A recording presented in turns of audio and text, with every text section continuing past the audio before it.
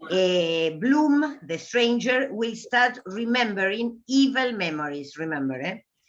Yes. This is what he remembers. A shaven space of lawn one soft May evening, the well-remembered grove of lilacs at Roundtown. Purple and white, fragrant, slender spectators of the game, but with much real interest in the pellets as they run slowly forward over the sword or collide and stop, one by its fellow with a brief alert shock. So this is the place, Roundtown. You remember Where that? he met Molly. Where he met Molly. Where he met Molly, yes? And some people play in balls because the pellets are some balls. And yonder, about that gray urn where the water moves at times in thoughtful irrigation, you saw another as fragrant sisterhood, Floy, Atty, Tini, and their darker friend, which with I know not what of a resting in her pose then, Our Lady of the Cherries. So in his memory, he finds these are the children, yes, and Our Lady of the Cherries, which is one of the possibilities for the Virgin Mary, but also in this case, our Molly, yes, the Lady of the Cherries, a comely brace of them pendant from an ear, bringing out the foreign warmth of the skin so daintily against the cool, ardent fruit. I make a pause here because there is a reference in some critics to the feelings that Bloom experiences in connection with temperatures, yes? And I sent you a little piece of what this critic says, no? It says that Bloom is aware of temperature. Yes, that he's very much aware of temperatures, and in this case, he feels that this is a contradiction, cool, ardent, because one is ardent and cool are opposites. But of course, this is the feelings that he starts remembering, no? A lad of 4 or 5 in linsey woolsey blossom time, but there will be cheer in the kindly hearth when ere long the bowls are gathered and hatched, is standing on the urn secured by that circle of girlish fond hands. These children are Molly's brothers and sisters, no? So they are all playing in this place. He frowns a little, just as this young man does now with a perhaps too conscious enjoyment of the danger, but must needs glance at whiles towards where his mother watches from the piazzetta, giving upon the flower clothes with a faint shadow of remoteness or of reproach. Well, this is in French, in her glad look.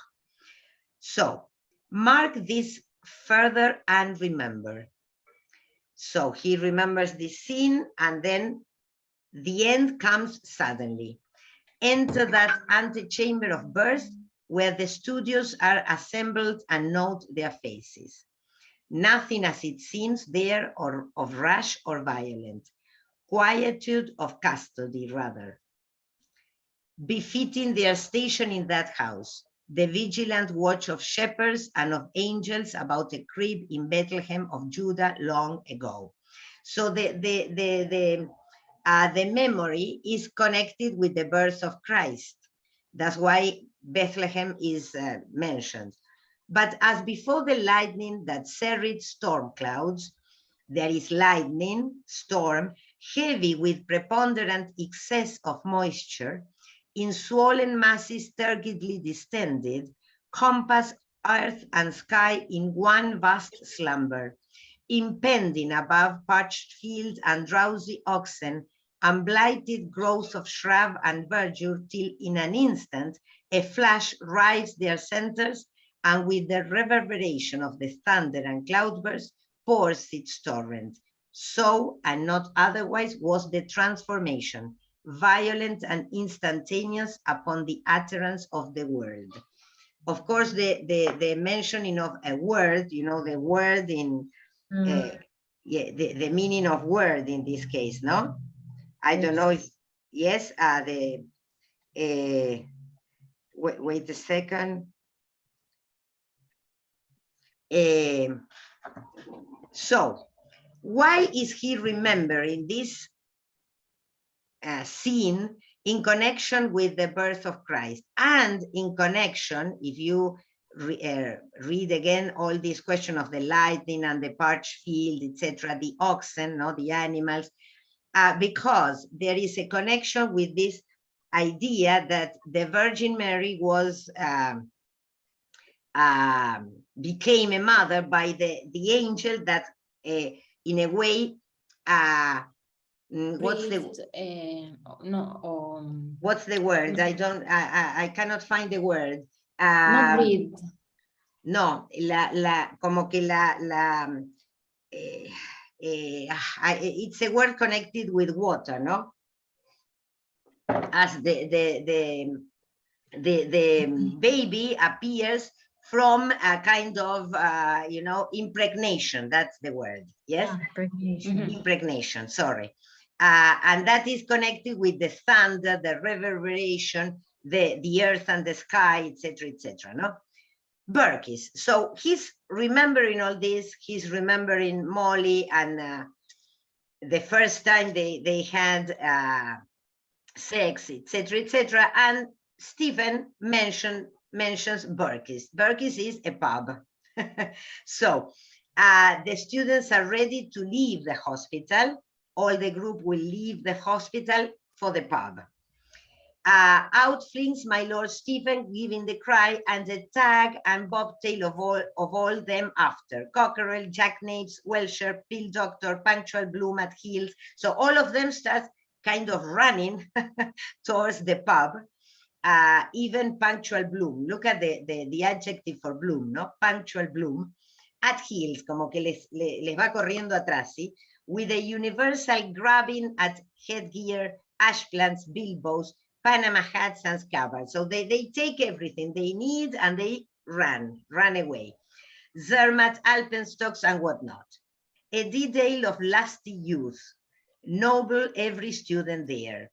So they start, when Stephen mentions the pub, they hurry all of them, yes, to the pub, and they cross Nurse Callan, practically pushed her. Nurse Callan, taken aback in the hallway, cannot stay them, nor smiling surgeon coming downstairs with news of placentation ended, a full pound if a milligram. So when the doctor and the nurse are coming back from the surgery room, the students are all running away, no? They practically push them. They hurry him on. The door, it is open, huh? They are out. Tumultuously off for a minute's race, all bravely legging it. Burkis of Denzil and Halls. Denzil and Halls is the street where the pub is. Their ulterior goal, no? Dixon follows, giving them sharp language, but raps out an oath, he too, and on. Bloom stays with nurse. So when they are all running, Bloom stops to say something to the nurse. I thought to send a kind word to happy mother and nurseling up there. Yes, so he sends his regards to Mrs. Purefoy. Dr. Diet and Dr. Quiet. Well, this is from medieval times. They were represented, Dr. Diet, Dr. Quiet, and the other one was Dr. Melody. So it was like an image of doctors in medieval times. Looks she too not other now? World of watching in Horny's house has told its tale, and in that washed out pallor.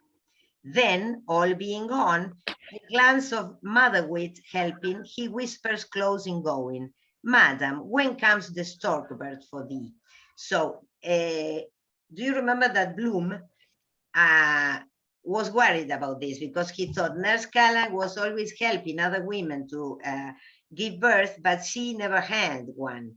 And so his question at the end when he leaves is, when comes your baby, your possibility of having a baby? So they are out in the street. The air without is impregnated, and you see here you have the word again, no, in connection with what we saw before.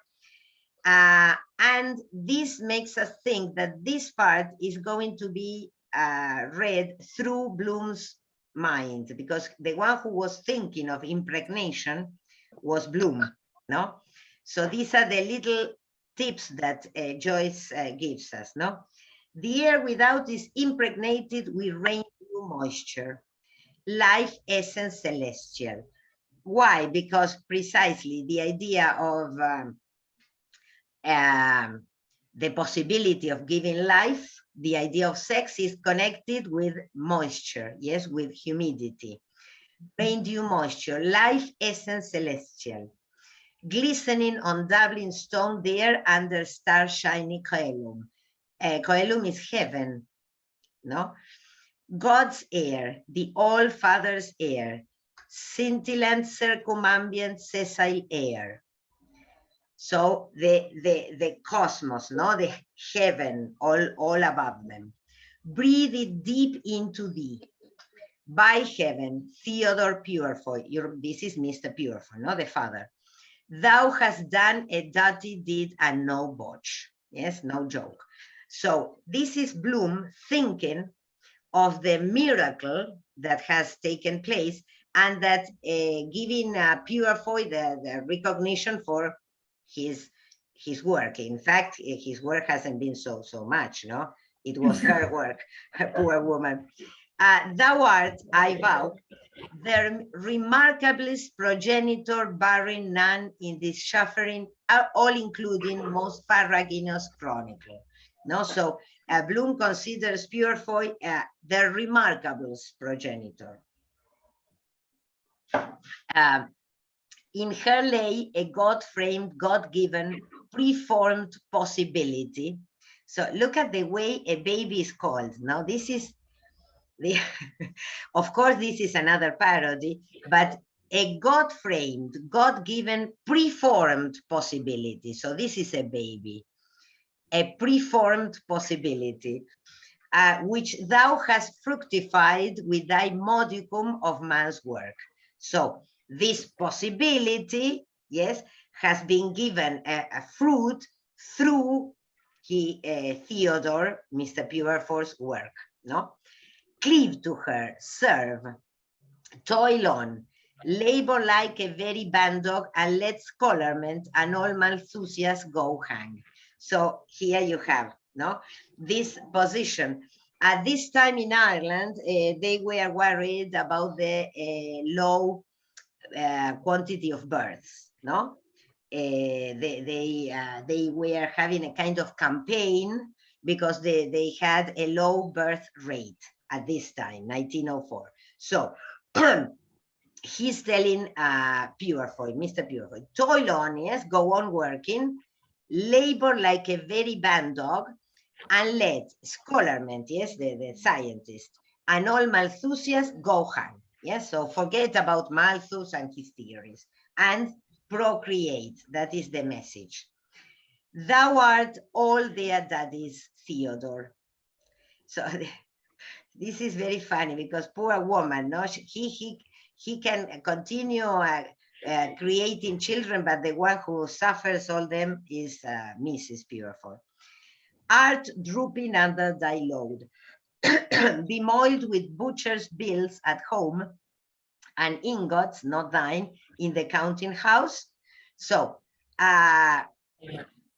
poor man, he's drooping under thy load. You know, droop is to feel the press, the weight, yes? So why? Because he has a lot of children, and he has the butcher's bills, yes, he has to pay for all the food, and he works in the counting house. He's an accountant.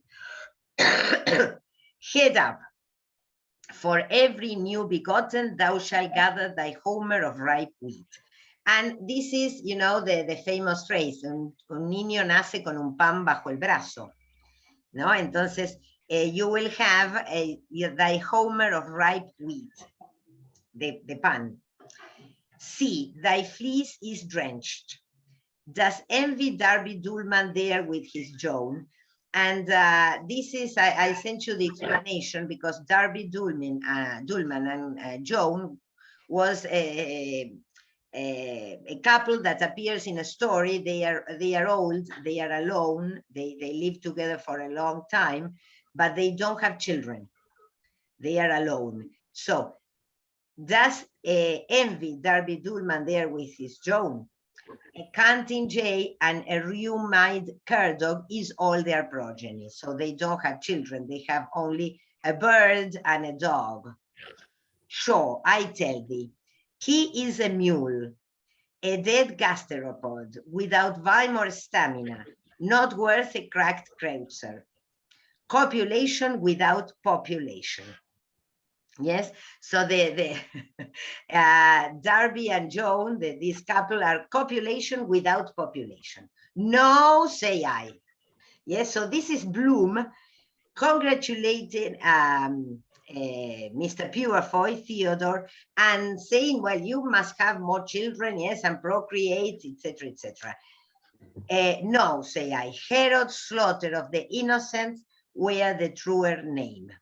Vegetables, forsooth, and sterile cohabitation.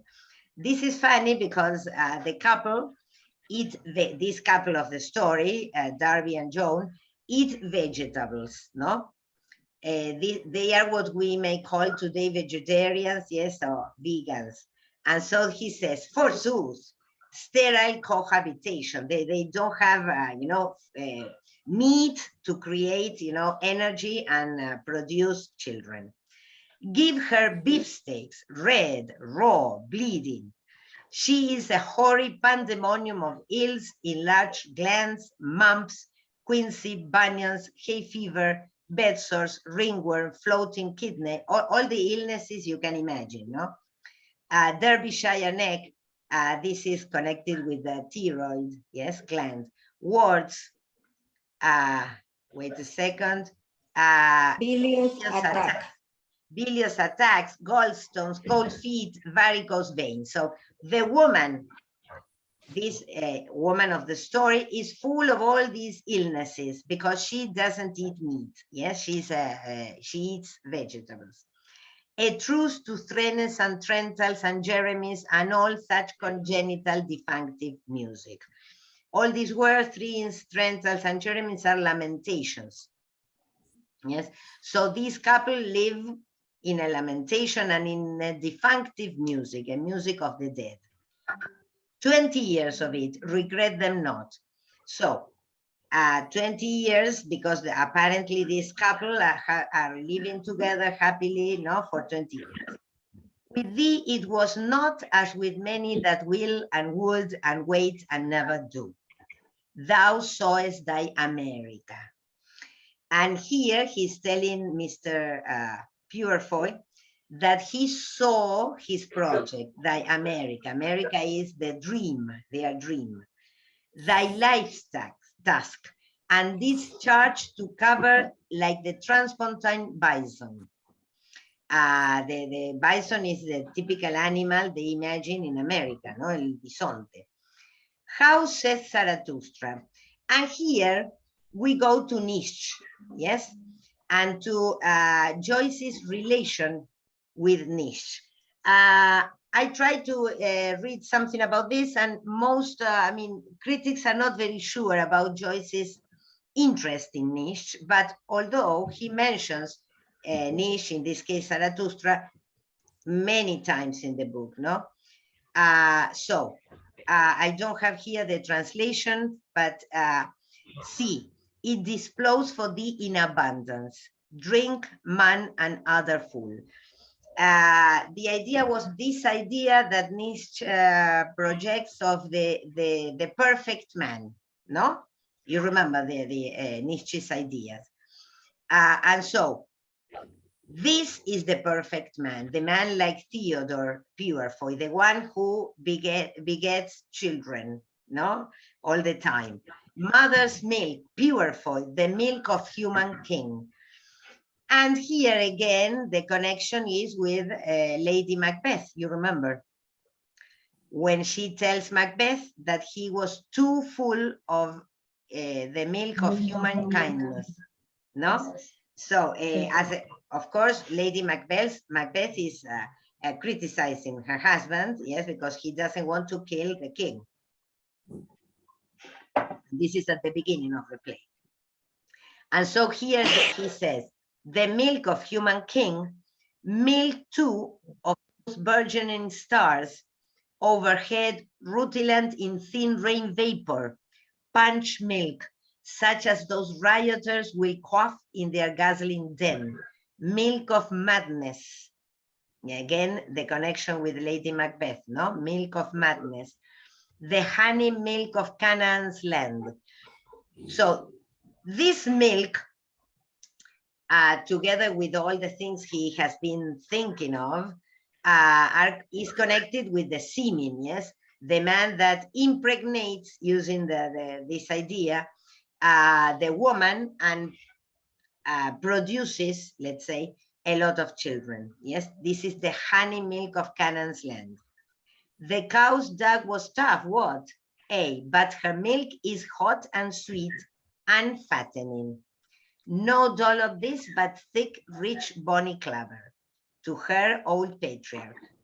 Pap, perdem partalum et perturbum, etc. So this is a kind of elegy to Mr. Purefoy, or to men who have a lot of children. It's, you know, Bloom is an admirer of this type of man. Also remember that he suffers because his only son is dead. Yes, and he only has one daughter. All off for a bastard. So the students are all away, going to the pub. Armstrong hollering down the street, bona fides. And this is interesting, sorry, because bona fides are bona fides travelers. I sent you the information. There was a law saying that they couldn't buy drinks at any time. There were times, no, in Ireland. But those who could prove that they were travelers, bona fides travelers, they can give, they can say truly that they are traveling, were given drinks at any time because they are traveling. So that's why they are bona fides. In this case, the students will say that they are bona fides. No, but they are not, of course. Where you slept last night, Timothy of the battered naggin.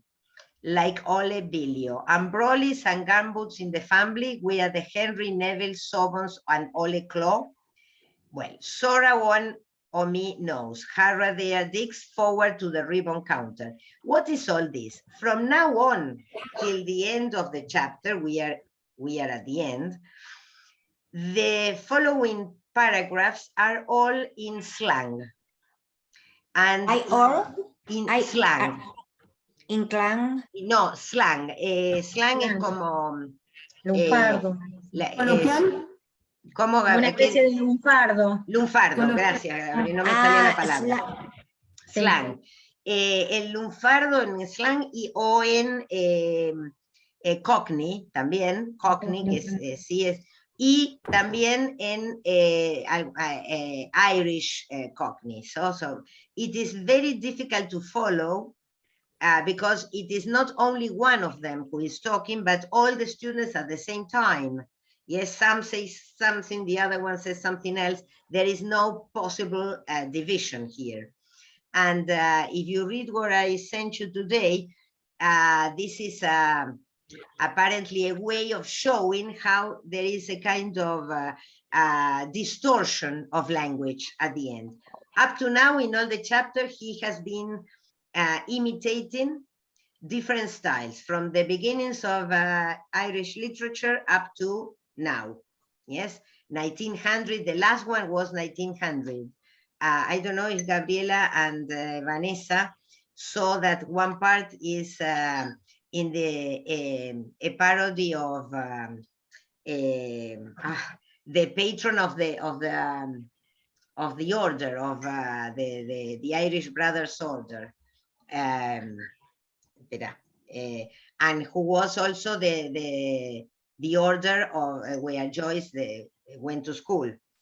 Cardinal Newman. Ah, Newman. Yes, I thought you were talking about something. No. one part, the one that we read before, is a parody of Newman's, and Newman died in 1900. So we have been through all the chapter going over the different styles from the 15th century up to the 19th. Yes. Okay. And now the last part of the chapter is a mixture of slang, Cockney,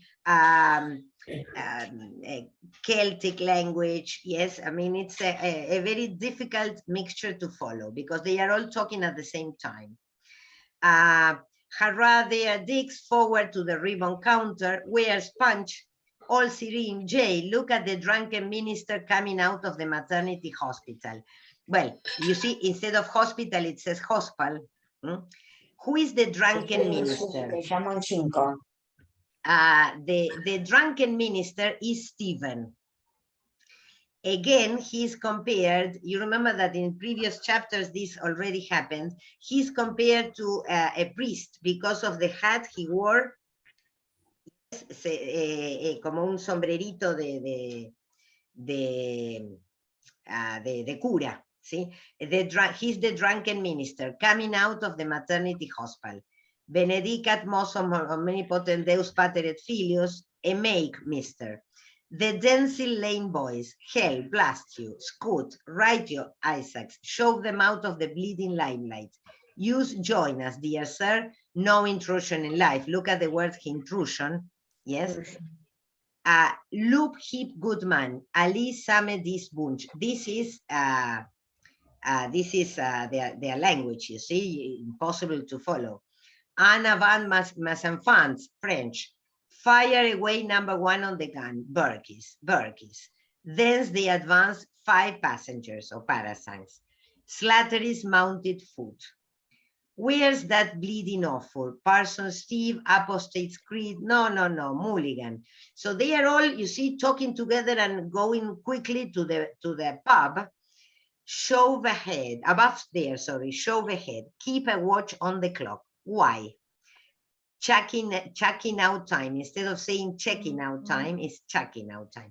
Why keep a look on the watch? Because the owner of the pub is going to tell them to go away because there is a time when they cannot sell any drink. Mully, what's on you? Marie, British Beatitudes. The British Beatitudes, they appear again here. Yes, Ace have it. To be printed and bound at the Druid Room Press by 2 designing females. Well, the British Beatitudes is what Yeats, you remember we read something by Yeats some time ago, I brought you something. Yeats, the great Irish poet, he wrote to, let's say, recover the beauty of Ireland, the past, the Druids, their legends, no, the countryside, etc.